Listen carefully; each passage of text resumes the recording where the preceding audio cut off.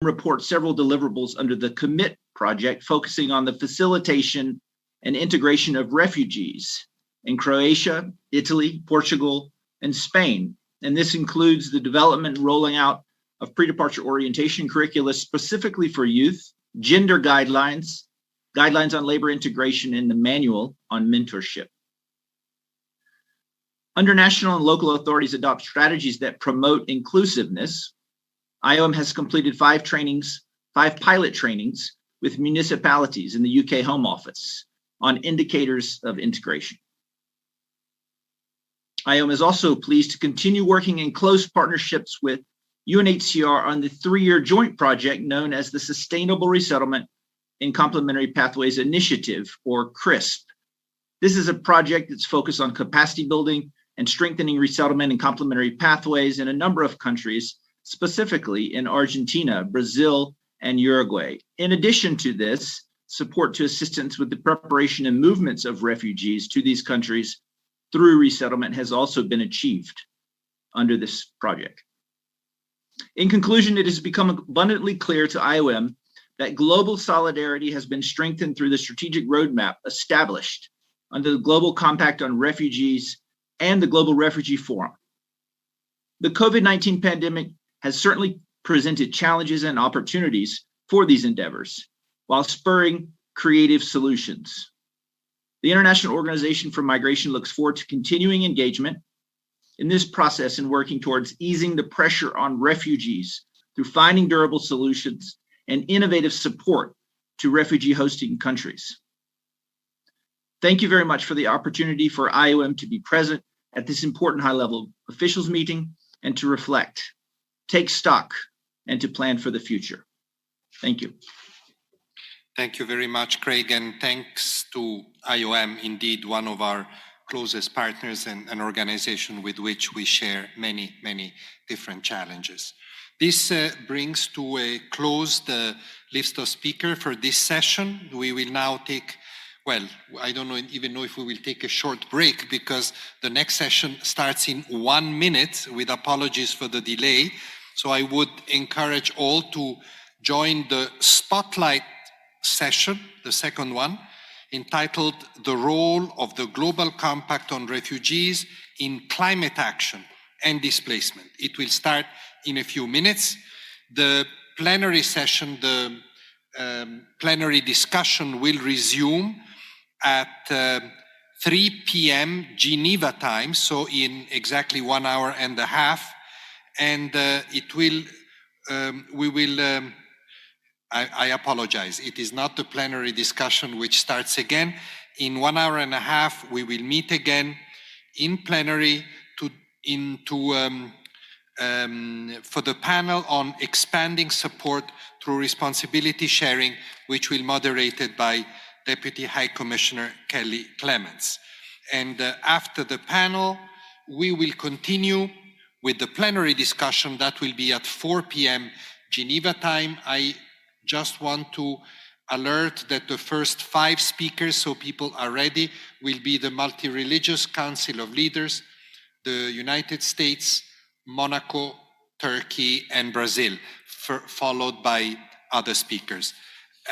Thank you all for your contributions and see you later. Bye-bye.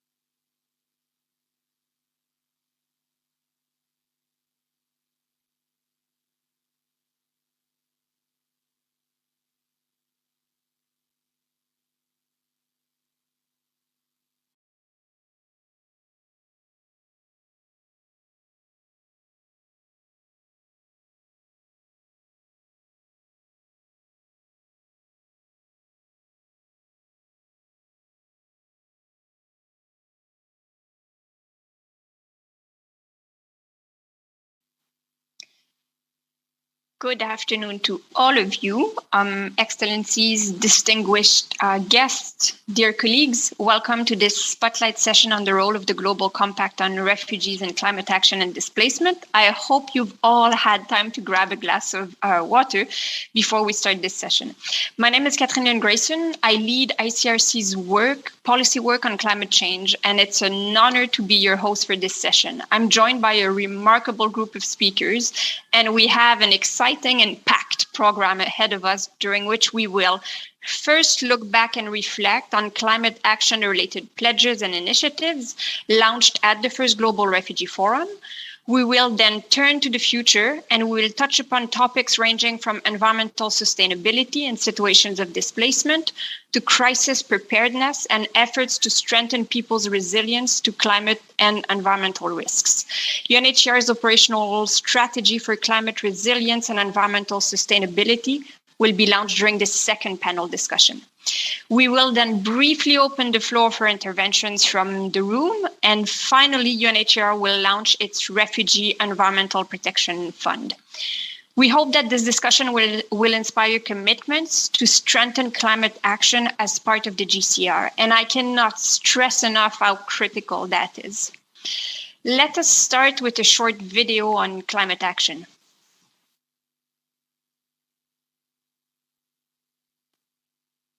Al ver tanta destrucción, hasta lloré porque nunca había pasado, nunca había vivido unas tormentas, unos huracanes así. On n'a pas vu une année comme 2021. Ça, c'est l'année la plus beaucoup de feux de brousse.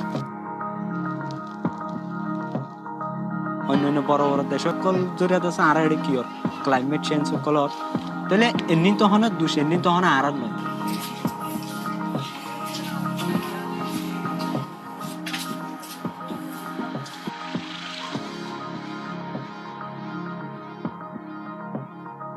আর যে দূর ফারি দূর তো আর কি করি চেষ্টা করি আর কমিউনিটিরে বাঁচা বলে চেষ্টা করি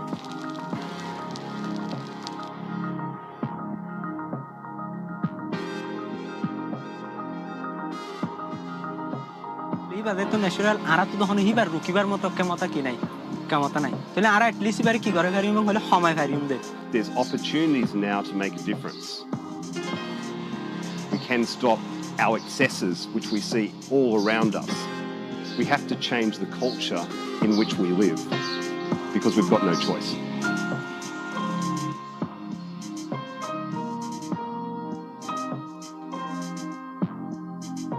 Pour nous, quelqu'un qui a protégé les animaux, il a protégé les êtres humains. Et en même temps, on est en train de créer une bonne voisinage entre nous et les autochtones. On peut qu'être fiers. Nous sommes fiers de ça.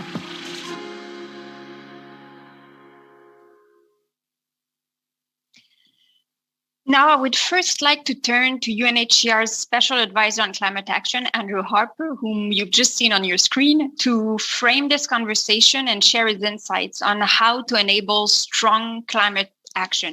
Mr. Harper, please. Thank you very much, Catherine Lynn. And it's a pleasure having you moderating today's session. And I think the video spoke bounds, where it said that those with the least find themselves impacted the most and having to do the most.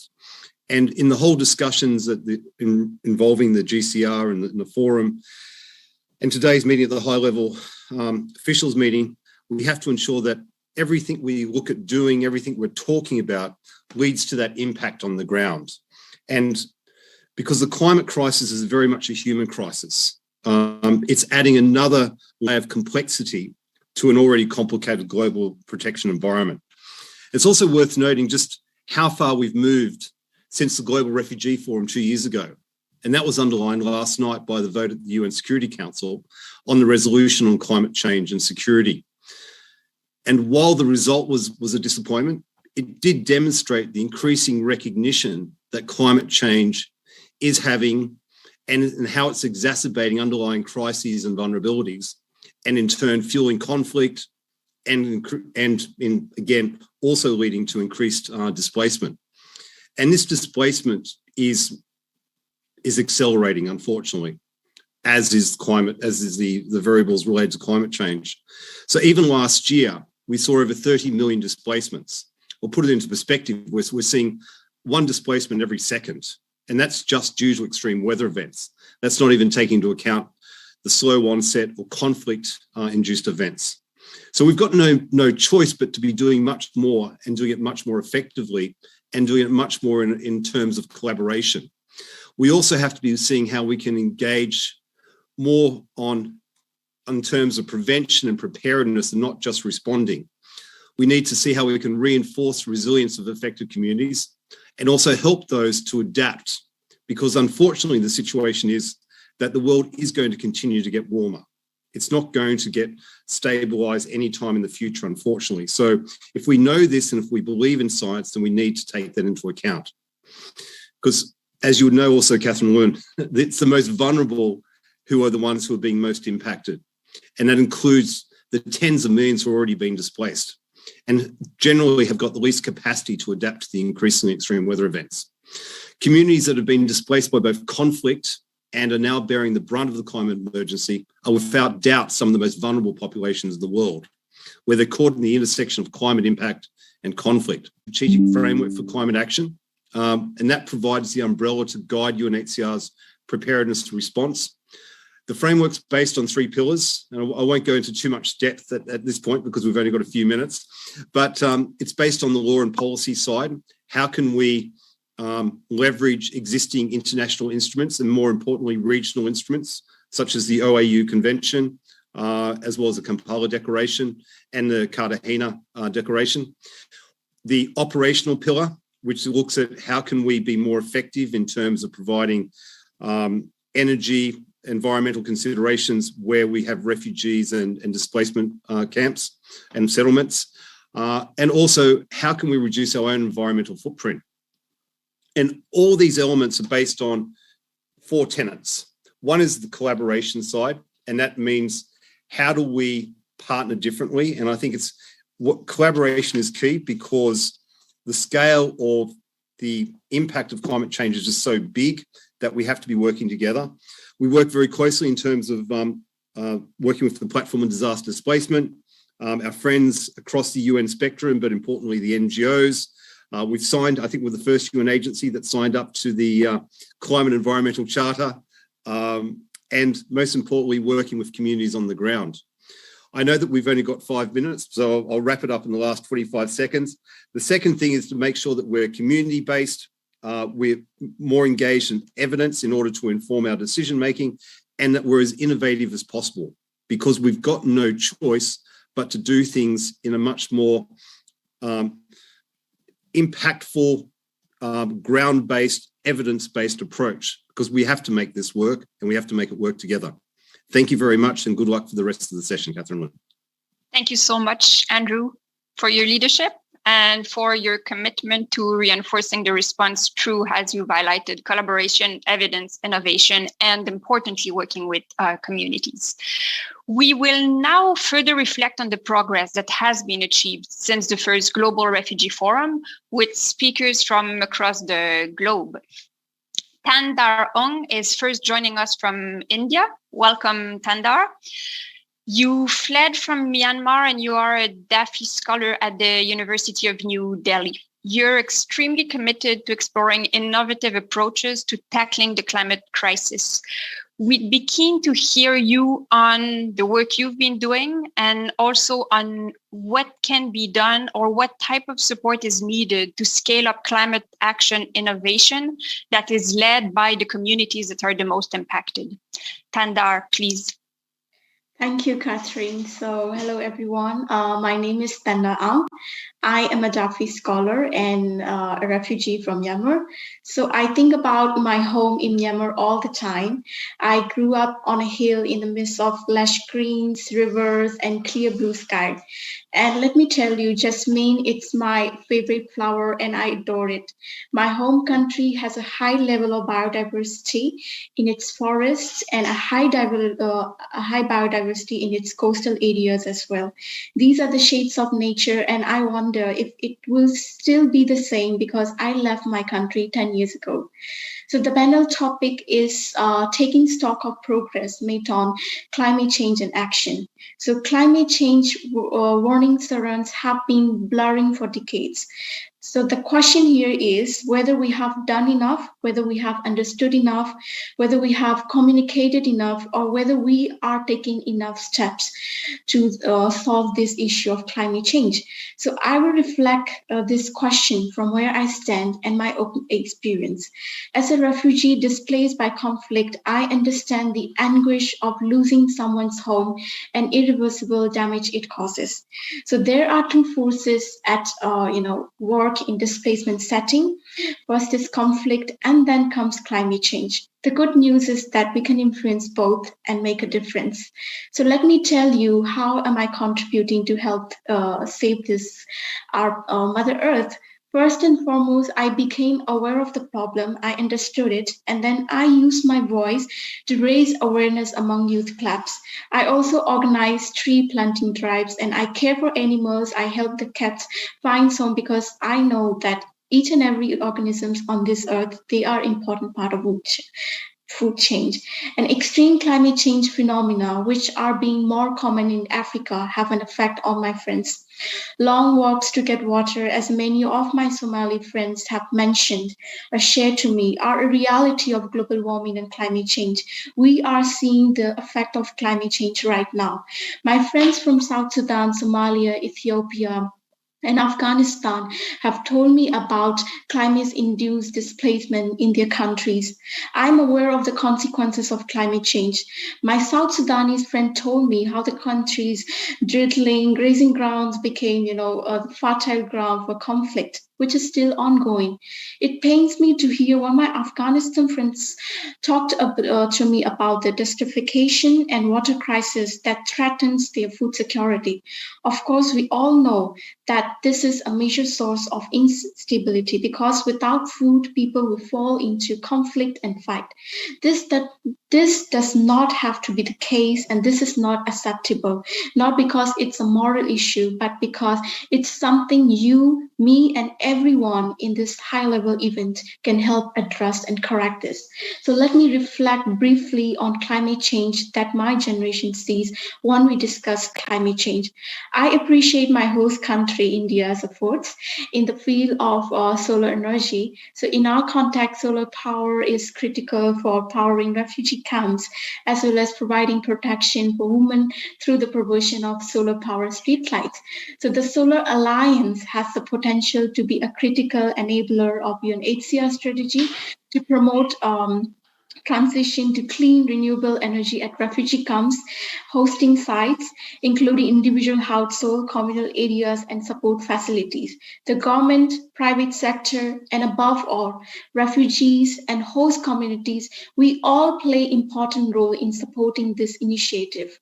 Extreme weather is one of the most serious threats that pose to people who are displaced. I'll use this experience of my Rohingya friends in Bangladesh to illustrate this. Bangladesh has always been prone to tropical storms and flooding, but climate change is causing more frequent and intense weather events.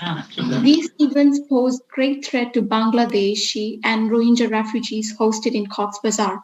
During monsoon season, June to October, torrential rainfall sweeps through the refugee settlements, causing flooding and landslides that can destroy shelters and displace refugees again.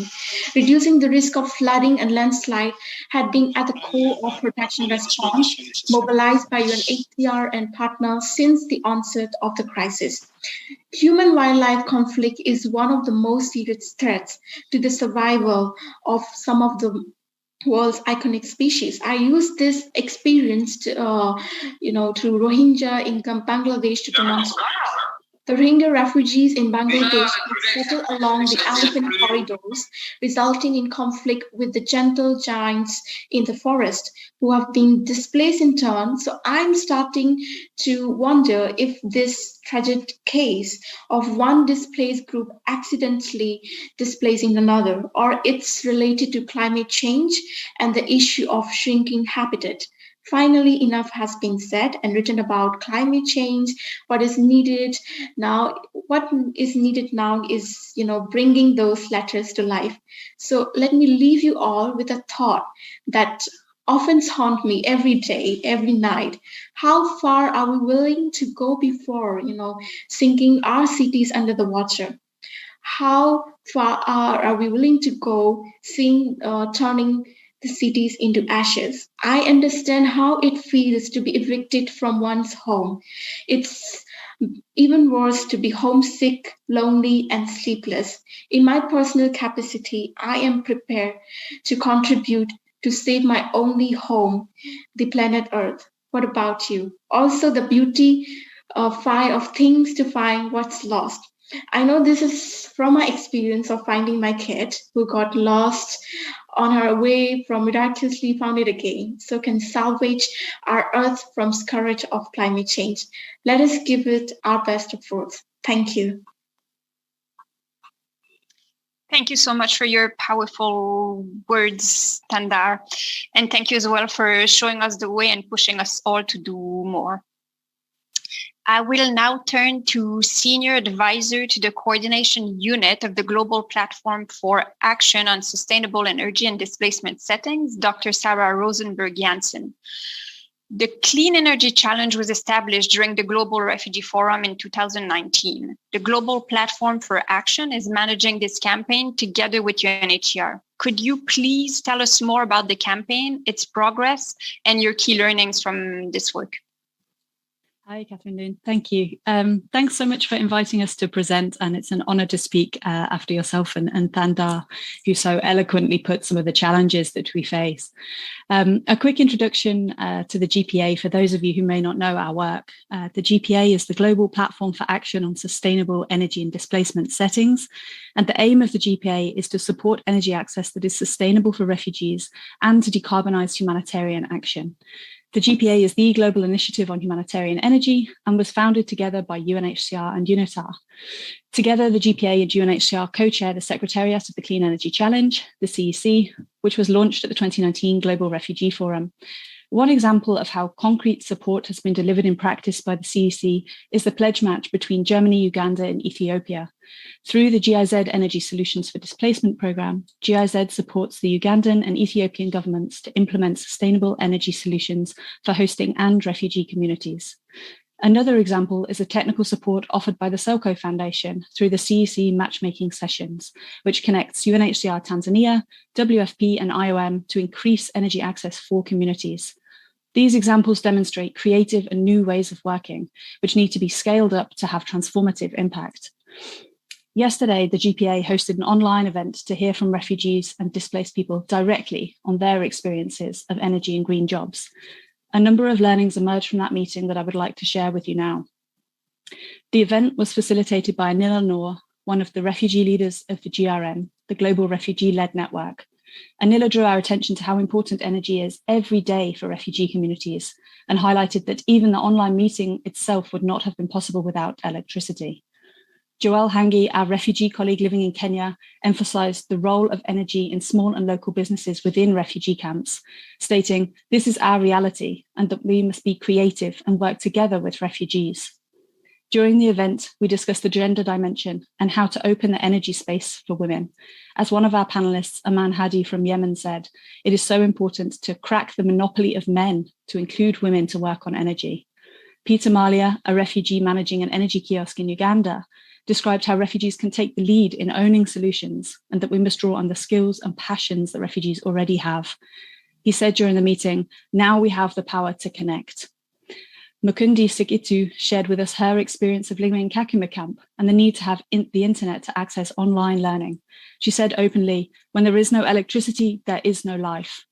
Finally, Iman and Joelle emphasised the shifting focus towards refugee-led action, stating that refugees are not only beneficiaries and vulnerable, they must also have jobs on energy and be allowed to speak to donors and policymakers.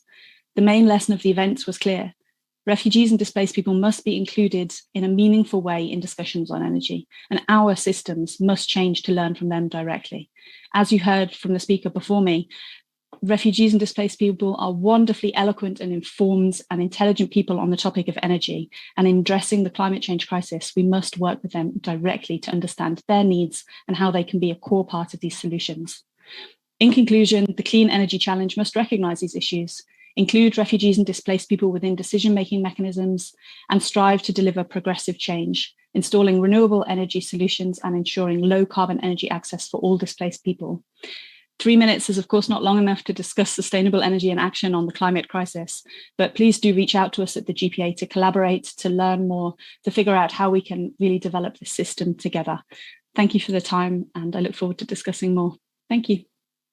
Thank you so much, Sarah. And indeed, 3 minutes is not enough. Still, thank you for those 3 minutes and for the work you're doing, and also for highlighting why access to clean energy for refugees is so important. I'd now like to introduce the Director General for the Multilateral Department of the Ministry of Foreign Affairs of Norway, Merete Brattested.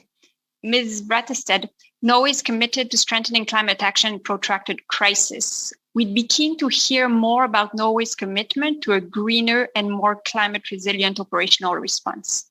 Norway is also the co-founder of the Clean Energy Challenge that we just heard about. Can you highlight why access to clean energy in displacement settings is particularly important? And we've already heard some of this, but I'm sure you will complement some of the points made by Sarah. Thank you so much. Well, thank you so much for inviting me, and good afternoon to everyone. Indeed, Norway was one of the early supporters and advocates for the use of sustainable energy solutions and a green humanitarian response. We believe this is a topic which benefits less CO2 emissions and less expenditure for energy. This means more for core humanitarian activities and better living conditions for the people we support. Norway provided concrete support and funding. Let me mention 3 major engagements. In 2018, we established the NORCAP energy roster. Between 30 and 40 energy experts are deployed to humanitarian partners free of charge through this instrument. It is the largest capacity expert base in the humanitarian system. Since 2019, we are supporting, as you mentioned, the Global Platform for Actions for Sustainable Energy Solutions in Situations of Displacement. It's a long sentence. This is, of course, the global hub for everyone interested in this topic, and we have already heard from Sarah. And as you mentioned, moderator, together with France, we supported the launch of the Clean Energy Challenge at the first Global Refugee Forum in 2019. So what did we learn from these engagements? Let me emphasize just a few points for a way forward. The Clean Energy Challenge has contributed to putting the issue firmly on the agenda and has generated interest among donors, organizations, and private sector actors. Sustained engagement, though, is necessary. Energy is a long-term oriented topic, which goes beyond the typical timeline in humanitarian response. We need to think in development terms and development timelines, whilst acknowledging that we are operating within the humanitarian context. We need to see increased commitment from host countries, host regions, and communities. We will therefore continue to advocate to include refugees and other displaced people in national energy extension plans. And we need to involve the private sector and support development of innovative approaches. At the same time, we expect our humanitarian partners to give priority to energy and to come up with ambitious and tangible targets to green their own energy infrastructure. As an example, solar systems should become the new norm, not diesel generators. Let me conclude by saying the goal of SDG 7 is to provide clean energy solutions to all, including refugees and other displaced and vulnerable communities. We have 8 more years to achieve this goal, and my hope is that by the next Global Refugee Forum, we see less small-scale energy projects and more long-term, large-scale energy programs in operation, providing clean energy solutions to all displaced populations and host communities. Thank you. Thank you so much, Ms. Brattisted, for highlighting Norway's support to urgent and ambitious climate action. We will now hear a video intervention from Mateus Guimarães, who is Sustainable Project Analyst at Fraternidade Sem Fronteiras in Brazil. He discusses projects to enhance the environmental sustainability of refugee settlements and was not able to join us today.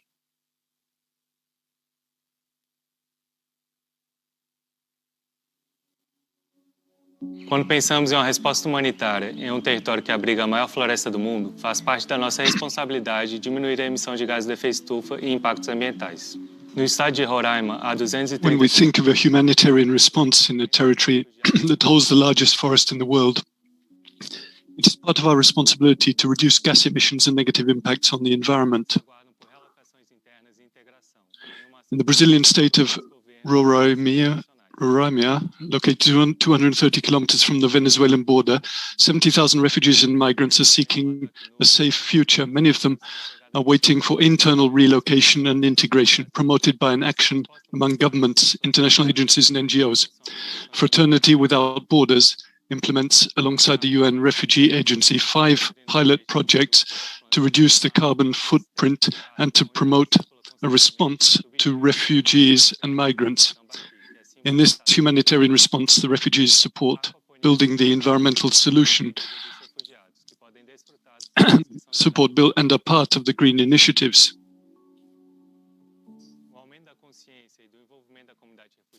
The aquaponics that we have in one shelter uses a tank where feces and urine from fish serve as a fertilizer for the growth of water filtering plants.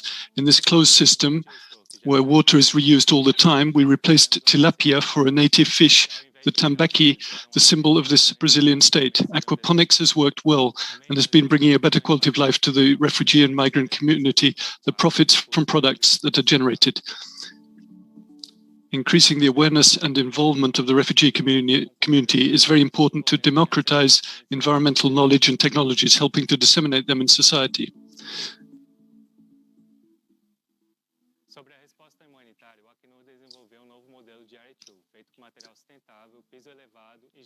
To operate a biodigester that generates cooking gas for refugees and migrants in a shelter, we partnered with the local businesses, which, instead of sending food waste to a landfill, started donating food that otherwise would be discarded.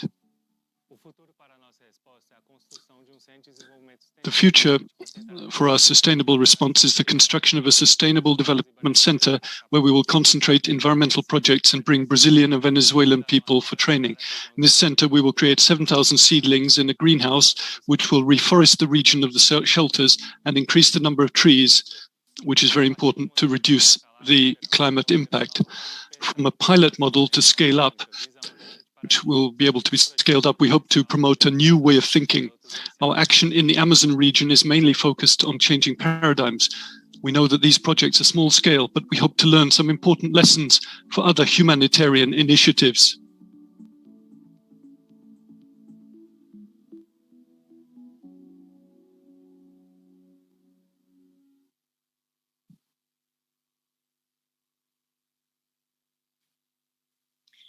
I hear that Mateus is now joined us. So I'll use this opportunity, Mateus, to thank you for your important work. Thank you very much, and thank you for joining us now. It's been great to get a snapshot of some of the progress that has been achieved over the last 2 years. We will now turn to what lays ahead of us, and we are again joined by great speakers. I would first like to invite UNHCR's Assistant High Commissioner for Operations, Raouf Mazou, to present UNHCR's operational strategy for climate resilience and environmental sustainability for 2022 to 2025. Mr. Mazou, the floor is yours. Thank you very much, Catherine Loon, and thanks to all of you for joining us for this discussion on the role of the Global Compact on Refugees in Climate Action and Displacement, and also a particular thanks to my fellow panelists for sharing their insights. Along with COVID-19, climate change is the defining crisis of our time, with a particularly devastating impact on the forcibly displaced and their hosts, who often live on the front lines of the climate crisis and its interplay with conflict.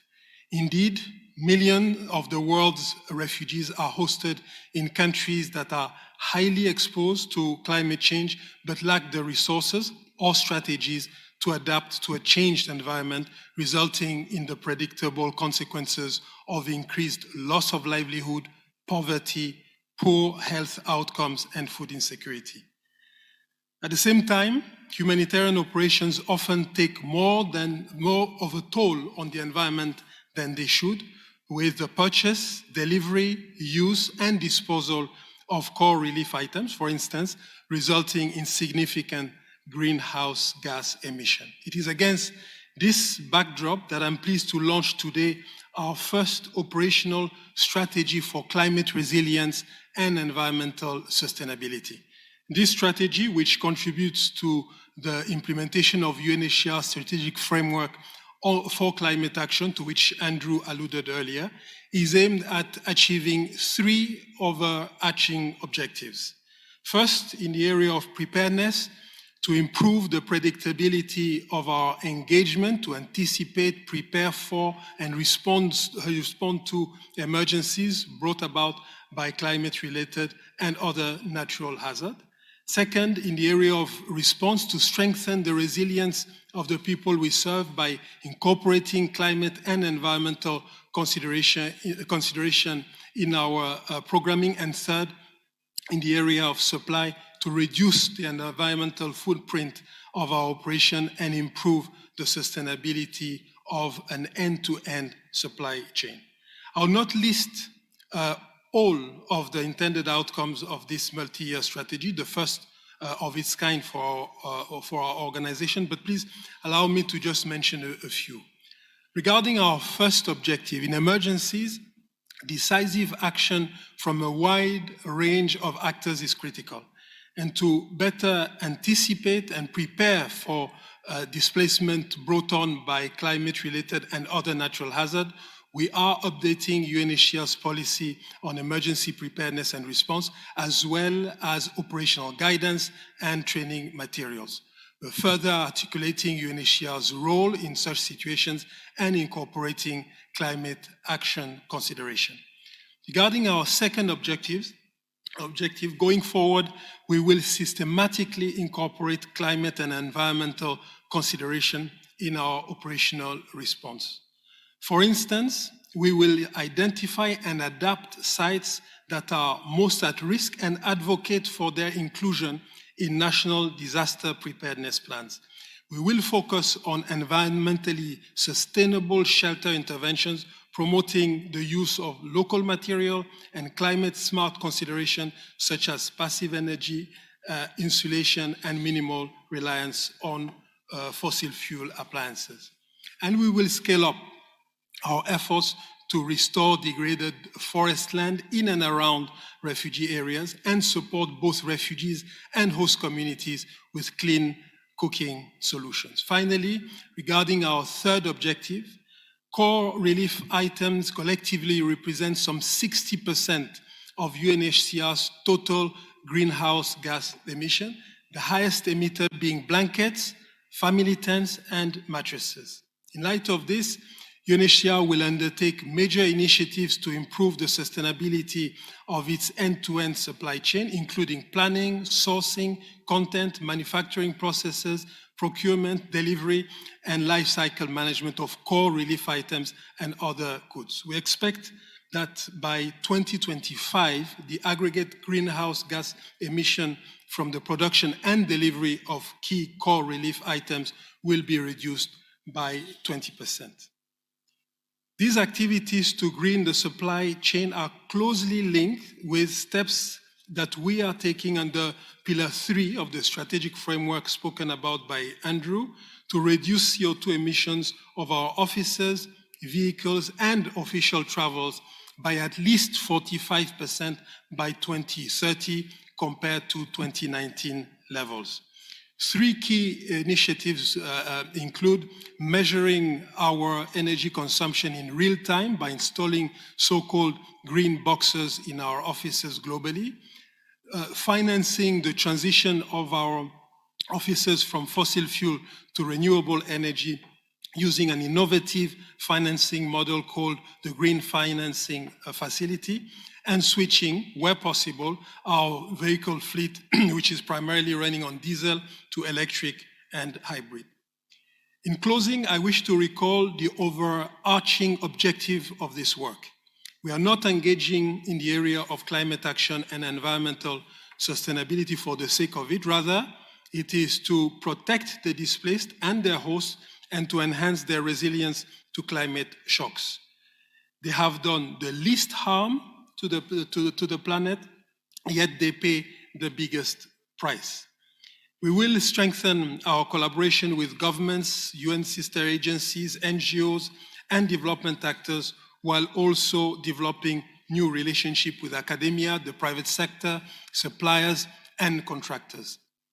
Technical partnership and the expertise of standby partners, especially on the ground, will be key, and I'm happy to mention Switzerland, co-host of the HLOM, with whom we have recently established the joint Geneva Technical Hub.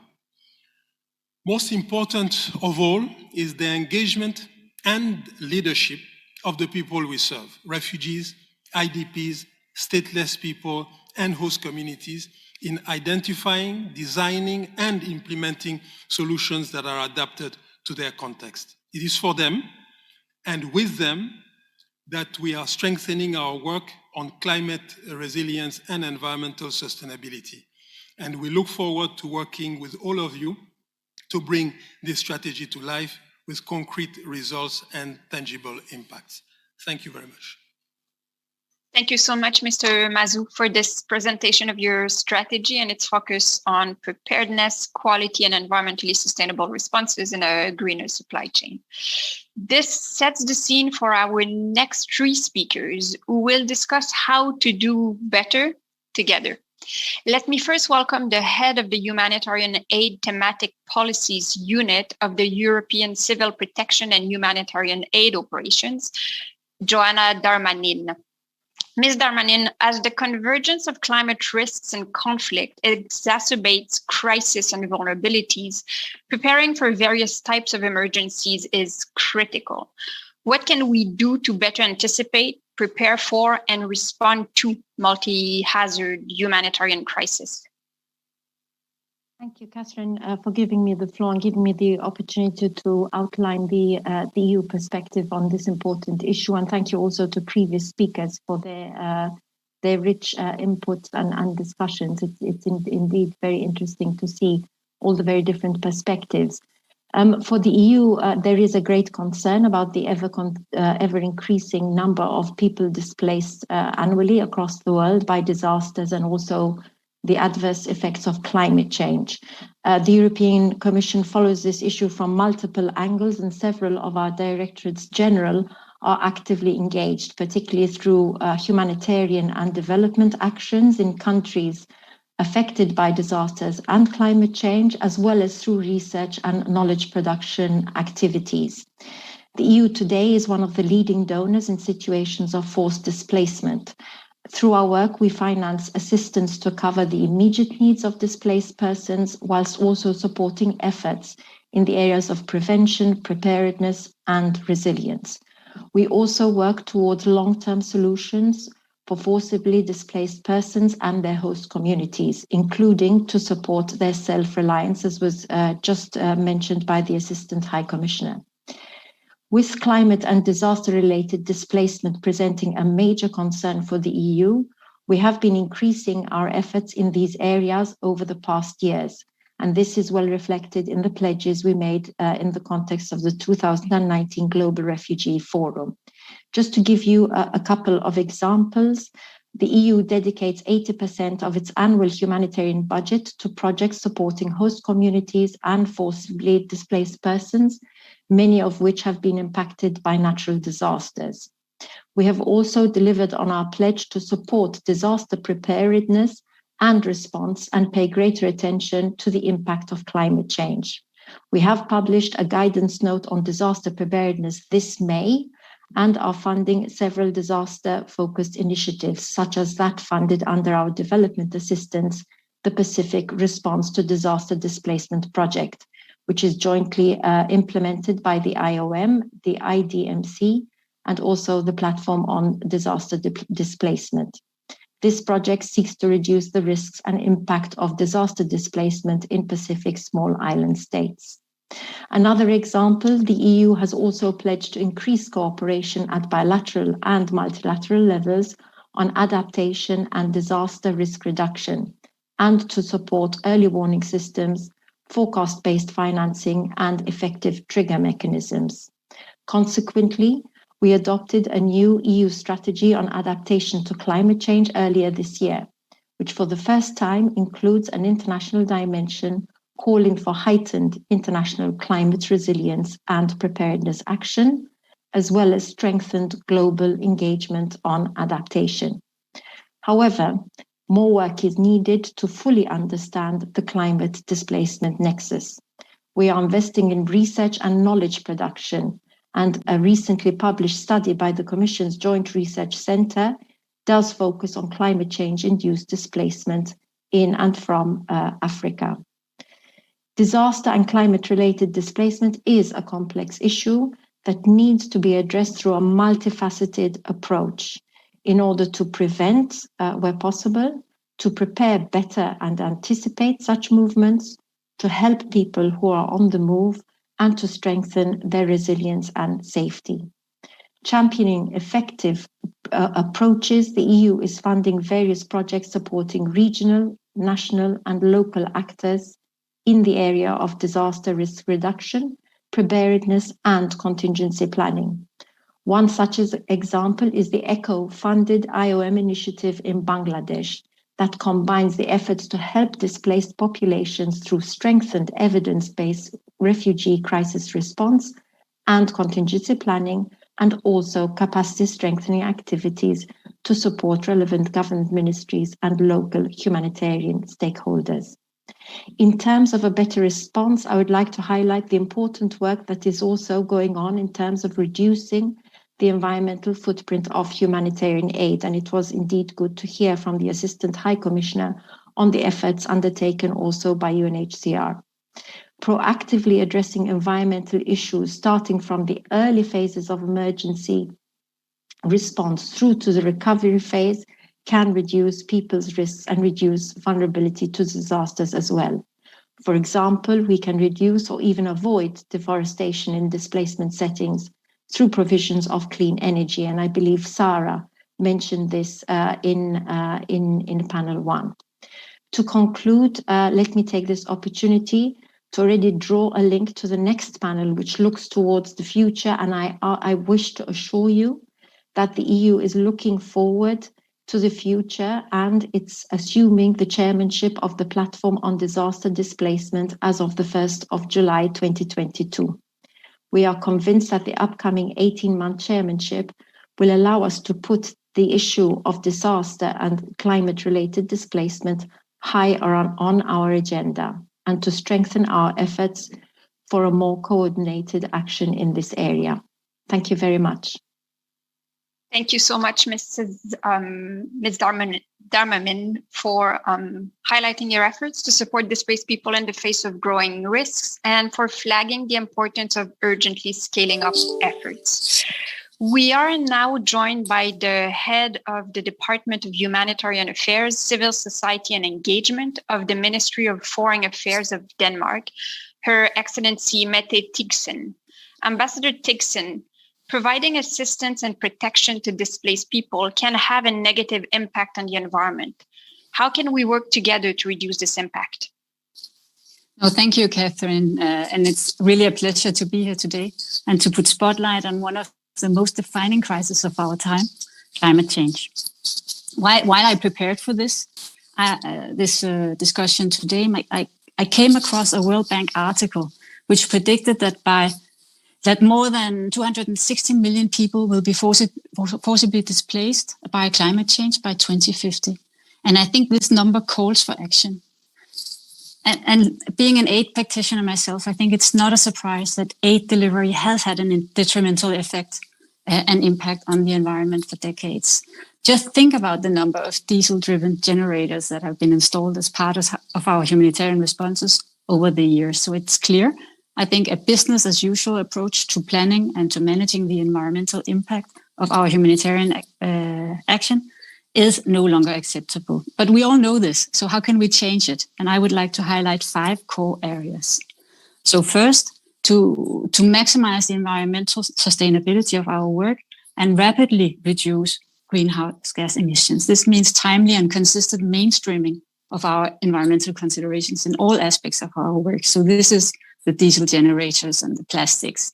So second, to enhance collective rather than siloed approaches. And this is the Nexus approach, coordinated across the humanitarian, development, and climate action actors. Third, anticipatory action to deal with climate hazards before they turn into disasters. This is, of course, about the scaling up of the forecasting, the predictive, and the risk data analysis. And fourth, the local capacity, because really using national and local capacity is key to preparedness and response. And I think the Assistant High Commissioner just said that localization is part of the answer, not least in relation to anticipatory action. And fifth, to scale up and move away from individual projects and pilots to system-wide change. And if I then turn to the role of Denmark, Denmark is proud to be a green frontrunner. And with our new development strategy, we have significantly increased climate, nature, and environment-focused activities in all of our development and humanitarian corporations. We ask our partners, from multilaterals to civil society, to focus and report on their climate and environmental footprint, as well as their social responsibility, of course, such as gender equality. And in 2022, more than 2.8 billion Danish kroner will be allocated to climate approaches. And we have committed to making at least 30% of our development assistance green by 2023 already. As a follow-up to one of our pledges at the Global Refugee Forum in 2019, we have just launched an 800 million Danish kroner program focusing on climate change, conflict, and displacement in the Sahel. And we can do more. And today I'm pleased to confirm that Denmark's strong support for your UNHCR's new operational strategy for climate resilience and environmental sustainability. We are contributing, and we may even be the largest donor to the water project Flow. This project, which aims to transform diesel-driven water pumps into some of the world's the diesel-driven water pumps in some of the world's largest displacement situations into 100% solar-driven pumps. I think this is the kind of initiatives that we need to invest in and scale up. And in that spirit, I'm glad to see UNHCR's increased commitments on climate action, and we look forward to partner with you in UNHCR and others on these important objectives. I think I will leave it at that in the interest of time and just say thank you. And the word is back to you, Catherine. Thank you so much. Thank you so much, Ambassador, for highlighting that it is not only critical, but also possible to reduce our footprint through clear avenues while providing timely responses. And it's great to hear of Denmark's support to this action. We are honored to be joined now by the Honorable Minister of State for Relief, Disaster Preparedness and Refugees in the Office of the Prime Minister of Uganda. Minister Davinia, thank you for being with us. Uganda is among the countries most vulnerable to the impact of climate change. It's also an important host to refugees and IDPs. What climate and environmental risks do displaced communities face, and what needs to be done to enhance their resilience? Thank you very much, Chair, distinguished guests. Ugandan rates of forest loss is highest in the world, estimated at 4% annum. Forest cover has diminished from 24% of Uganda's land area in 1990 to a little less than 9%, 1.8 million hectares in 2019. As a result, each year flooding, a landslide claim lives, destroy homes and crops, and also effectively displace thousands of people, Ugandans and also refugees alike. The impact of the environment degradation has widespread implication. It reduces groundwater research and supply, in which turn increase the climate vulnerability of the communities, flooding, Landslides present the biggest risk of lives and also shelter and food security. Women and children are at increased risk of GBV as they must travel longer distance to collect firewood. Refugees are often also settled in environmentally sensitive areas and marginal land, often close to central forest reserves. Increased environment degradation in Uganda will exacerbate tension, protection risk, socioeconomic vulnerability, and also comprise of basic shelter. Enhancing the resilience of both displaced communities and requires increased international support. Even with various interventions for environmental restoration and promotion of alternative fuels for cooking, the scale of this intervention has not kept pace with the rate of deforestation and also growing demand for natural resources. Moreover, price of fuel wood increases during COVID-19 pandemic. The expansion of the commercial and also subsistence agriculture as well as grazing land is also driven by the increase in population coupled with low site productivity. The challenge of climate change and also environmental degradation requires cohesive disaster preparedness plan led by the ministry for all persons displaced. For refugees, the Uganda's refugee response plan is only 49% funded. With this level of funding, Uganda's ability to maintain our model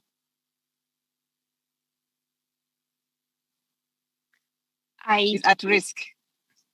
Its obligation as a refugee hosting country. And equally, the international community should meet its obligation. Importantly, the environment and energy sector that work to protect the further degradation of the environment and the livelihood sector, which helps to build resilience, are significantly underfunded, with currently only 38% and also 36% of the funding needed to reach into that interventions. Uganda's recent adapted sustainable energy response plan, together with the water and environment plan, are designed to support the resilience of refugees and host communities, and also resourcing them in a critical priority to mitigate their risk. Finally, the displaced communities themselves must be meaningful, engaged to find solutions. My ministry and local authorities, together with the UN, the Red Cross Uganda, various refugee-led organizations, and community-based organizations are active in Uganda and engaged in activities to protect the environment and also build resilience. It is important that we work together to support the capacity of such organizations, support them in accessing funds, opportunity, and also address any obstacle that they may face. Thank you very much. Thank you so much, Minister Davinia, for these important observations on the dramatic impacts of environmental degradation on people's resilience and on avenues to reduce and address these impacts. I will now take two interventions from the room, and I would first like to give the floor to Xavier de Victor, who is advisor for fragility, conflict, and violence at the World Bank Group. Xavier, you have the floor. Thank you very much, Catherine, and thank you very much to UNHCR for their kind invitation to this important forum. On behalf of the World Bank, I would like maybe to make just a few observations. First, we share the concerns that have been expressed regarding the impact of climate change on vulnerable communities. As Ambassador Tigson just noted, our reports, which are titled Groundswell, suggest that over 200 million people could move within their own countries by 2050 as a consequence of slow onset climate change impacts, such as lower water availability, declining crop productivity, sea level rise, and storm surges. The poorest and those living in climate vulnerable areas will be disproportionately impacted.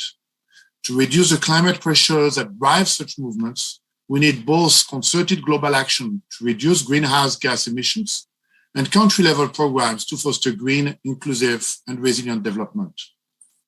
Second, let me observe that these changes are likely to hit particularly hard the countries and regions affected by conflict and violence, where the ability to cope with climate pressures is severely limited. Indeed, we are seeing a conflation of climate and violence risks in several parts of the world, including the Sahel and the Horn of Africa, which are also home to large numbers of refugees. Third, and as a consequence, there's an urgency to act now, as was just highlighted by Minister Anyakun. With far-sighted and concrete climate and development action, the climate-related pressures on fragile societies could be significantly reduced, but the window of opportunity is rapidly narrowing. Fourth, there is extensive knowledge on what needs to be done. There's of course no one-size-fits-all approach, and strategies and solutions need to be tailored to national and local contexts. Among other things, countries need to expand social protection systems to make them more responsive to climate shocks. And they also need to include migration and displacement in national adaptation plans. The point here is that the sort of programs that can facilitate adaptation, help strengthen resilience, and respond to climate-induced shocks are known and have been tested. Collaboration, evidence, and innovation, as Andrew Harper noted at the beginning of the session. What is needed is a combination of increased resources and enhanced coordination, including between humanitarian and development partners. And this is where the experience that we have acquired through our partnership with UNHCR on forced displacement can provide insights on what works to make this new nexus operational. An alignment of strategic perspectives, a complementarity of interventions based on institutional comparative advantages, and a smooth flow and exchange of information in an atmosphere of trust and collaboration, so as to best support the countries and communities that are most vulnerable. Thank you.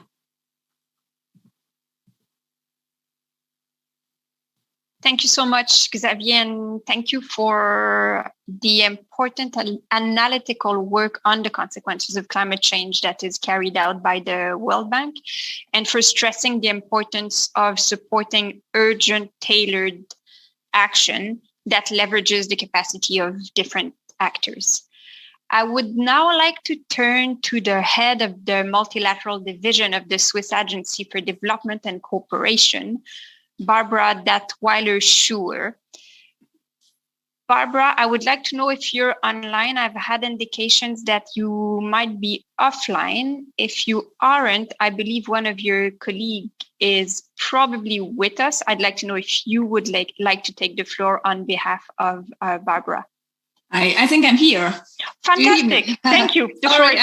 I'm at the embassy and I didn't register under my name. I'm very sorry, but I'm here. Thank you very much. Thank you very much for this stimulating debate on the role of the Global Compact on Refugees in climate action and displacement. As humanitarian actors, it is our role to alleviate suffering as best as we can. However, our operations repeatedly disregard climate considerations. Why? I often hear the argument that there is no time or we don't have a budget. We want to challenge this narrative and make our contribution to greening the humanitarian aid. That's also why Switzerland signed as the first donor the Climate and Environment Charter for humanitarian organizations. And we are delighted to see that UNHCR has adopted it too. We encourage all our partners to follow. Let me take this opportunity to commend UNHCR for the launch of its strategy for climate resilience and environmental sustainability. We welcome the emphasis on participatory approaches and gender aspects. Both are critical to ensuring sustainability and accountability. For our greening efforts to succeed, it is crucial that we leverage expertise, share it, and continue to invest in it. Therefore, the Swiss Agency for Development and Cooperation jointly with UNHCR has established the Geneva Technical Hub. What is the Geneva Technical Hub? As part of UNHCR Geneva, this hub is a center of expertise dedicated to greening humanitarian actions in the field. 5 Swiss experts are deployed to the hub. They work on innovative, sustainable, and green solutions to complex technical problems, and this in close cooperation with Swiss universities. Let me give you an example. In Chad, UNHCR installs solar technology in water wells to provide renewable power to boreholes. The Geneva Technical Hub connects Swiss expertise with local expertise. It provides support with a hydrogeologist and a solar energy expert, and it provides access to the Swiss Federal Laboratory. This year, with the results of analysis done by the Swiss laboratory, the hub hydrologist was able to confirm that 78 boreholes out of 208 were compatible with the installation of a solar pumping system.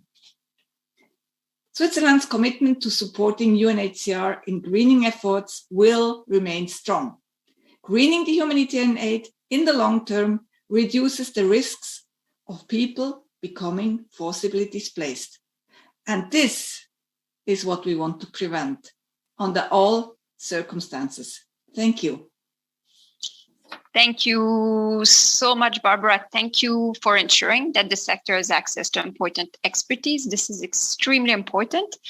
And I cannot miss the opportunity to thank you as well for your support to the Climate and Environment Charter for Humanitarian Organizations. I now have the pleasure to turn again to UNHCR's Assistant High Commissioner for Operations, Raouf Mazou, to launch UNHCR's Refugee Environmental Protection Fund. Mr. Mazou, please. Thank you very much, Catherine Long.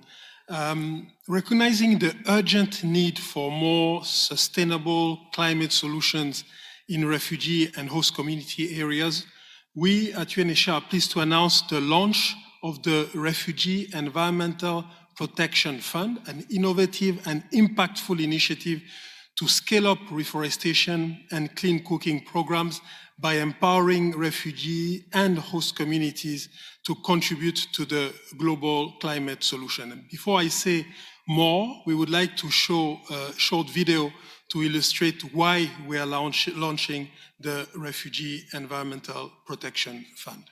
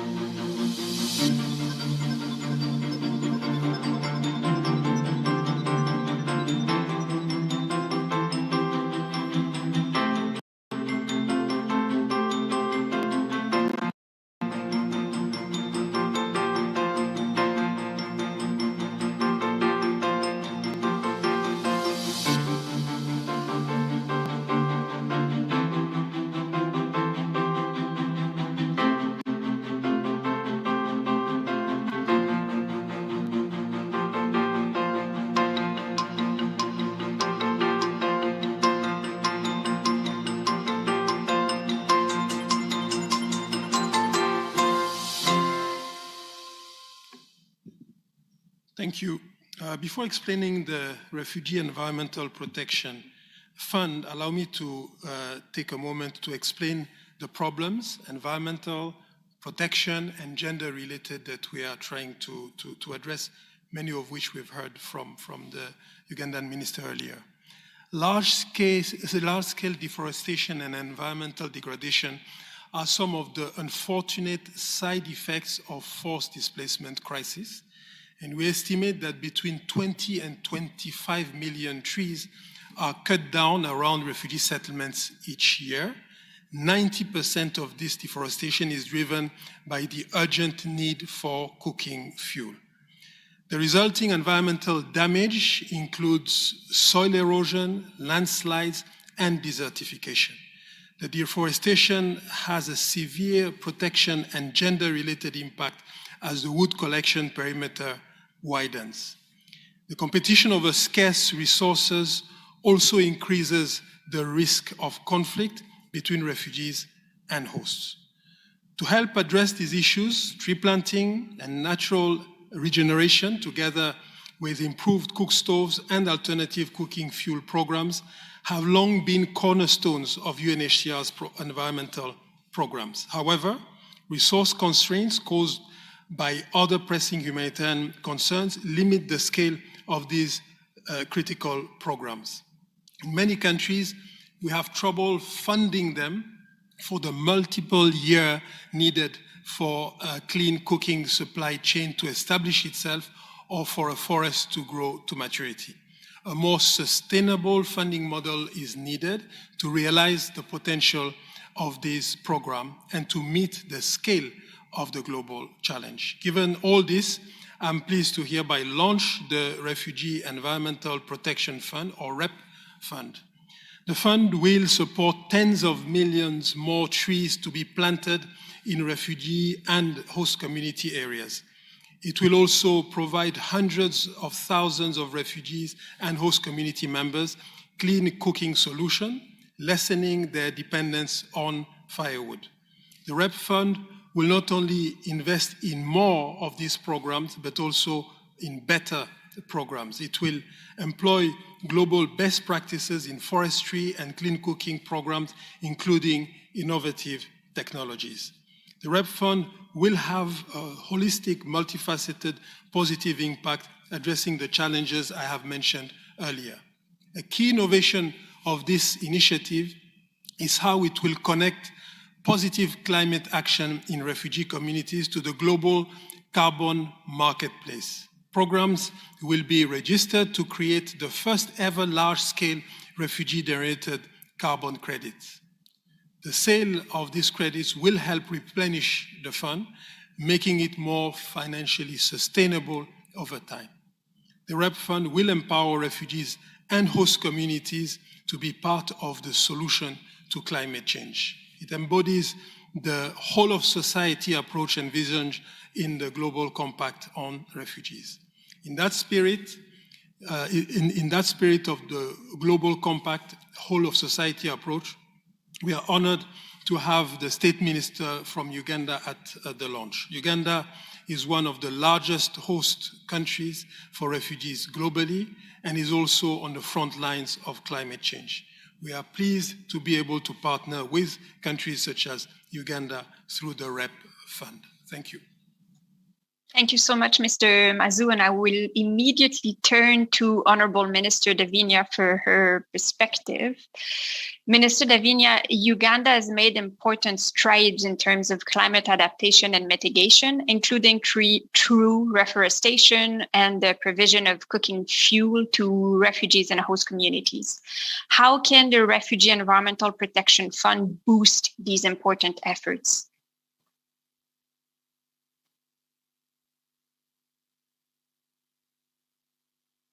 Minister Davinia, are you still with us? Yes. Yes, can you hear me now? Yes, absolutely. Thank you. Okay. Thank you very much. I would like also to start up by thanking you for giving this other session. I'm still in a vehicle traveling. Your Excellencies, as you will appreciate, hosting over 1.5 million refugees has placed overwhelming demand on the limited capacity and resources of the state and host communities, as well as the Uganda's environment and natural resources. Let me focus my remarks on the demand of cooking energy and also environmental protection, and how the Refugee Environmental Protection Fund initiative will support our goals in both areas. Environmental protection and access to sustainable energy for cooking remain a key underfunded challenge for refugees and indeed for most Ugandans, where most rural populations do not have access to sustainable source of energy for household institutional, and also productive uses. As you can see, there's an image there in my remark. The image, you can see the woman and a girl carrying kind of firewood for fuel, and also very common. Over 98% of the refugees and host communities households rely on unsustainable firewood or charcoal for cooking. Lack of access to sustainable cooking alternative results in deforestation and environmental degradation, as well as social protection issues, including nutritional and emissions-related health impacts, exposure to gender-based violence, and also tension between communities over natural resources. Refugees adapt negative coping mechanisms such as exchanging food for cooking fuel, and also skilling means, which reduces food security. Most importantly is to note that the issue of energy access to the refugees population in Uganda mirror that of the land host communities. Therefore, solutions must address the needs of all populations and avoiding the creation of a separate or parallel solution for each community. The government of Uganda has been working with UNHCR on the restoration of the project. The National Forest Authority has restored 771 hectares of degraded forest in refugee hosting areas, that is since 2019. However, these programs are limited in size due to resource constraint and long-term funding, as much as longer scale is needed to sustainable address reforestation and clean cooking needs. The REP fund focus on providing sustainable and scalable funding for reforestation and clean cooking programs, would help provide the long-term source commitment and also technical capacity necessary for address these needs. The initiative is well aligned with the government of Uganda. First ever sustainable energy refugee response plan, developed under the leadership of the Ministry of Energy and also Mineral and Development. It has been presented to Parliament. This plan will be with a budget of 231 million will strengthen the coordination of humanitarian and also development interventions and investments to enable access to affordable, reliable, sustainable, and also modern energy for all refugees and hosting communities. The energy solutions will be improved by development of sustainable and effective energy solutions that lead directly to increased access to clean, affordable, and reliable energy to refugees and hosting communities. Enhanced capacity of mobile resources, mobilize resources, also strengthen systems for effective coordination and management of energy programs targeting refugees and hosting communities in line with the national and multi-sectoral policies, strategies, and also plans. Together with the recent completed water and environment sustainable response plan for refugees and hosting community, it will generate comprehensive approach to manage the natural resources in Uganda refugee hosting areas. This plan, however, needs to be funded for any gains to be made. With this comprehensive sector response plan, Uganda remains among the few refugee hosting countries in the world that has honored its commitment to the Global Compact on Refugees. This would have not been possible without the continuous support from our partners, many of whom are listening today.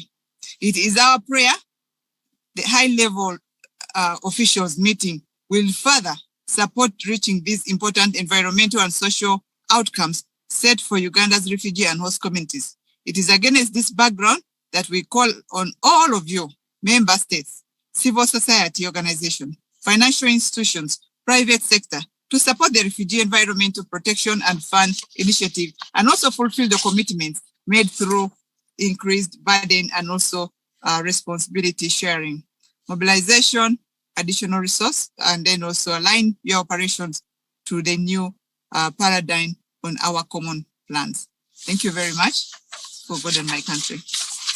Thank you so much, Minister Davinia, and safe travels.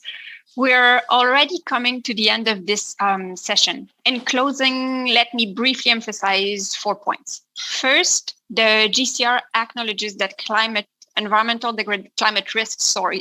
degradation and disasters increasingly interact with the drivers of displacement. And the GCR provides a foundation to tackle the challenges arising in this area. Climate action is key to the success of the GCR as it can contribute to easing pressures on host communities. It can contribute to enhancing refugee self-reliance and to supporting conditions in countries of origin for safe and dignified returns. A lot has been achieved since the Global Refugee Forum to make climate action an integral part of the response to displacement. But more is required to ensure that this response is on par with the challenges that we are facing. Second, to respond to the growing needs and help people adapt to a changing climate, partnerships with governments, UN agencies, NGOs, development actors, the private sector, and academia are key and must be reinforced. Third, actions to address the climate and environment crisis in displacement settings are actions to protect refugees. It's urgent to close the gap for prevention and preparedness in these environments. We must strengthen responses that enhance the resilience of refugees and their hosts, and that limit the impacts of climate risks on their safety and their security. This can also contribute to reducing forced displacement. Then we must do our own part to reduce our footprint and to help limiting temperature rise to 1.5 degrees. Finally, climate action must not only reach climate vulnerable countries, it must reach the most vulnerable within these countries, even if they live in fragile and hard to reach areas. Climate action is an opportunity for UNHCR to work closely with forcibly displaced communities and their hosts. The leadership of displaced people in community-led disaster prevention and preparedness, and in designing solutions that leverage traditional and indigenous adaptation practices must guide the humanitarian response. I'll close on these words. I'd like to thank all of you for participating in this very rich and important discussion. I hope it will inspire stronger climate action in situations of displacement.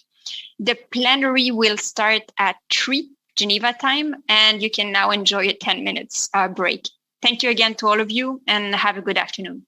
Thank you. Thank you, Catherine.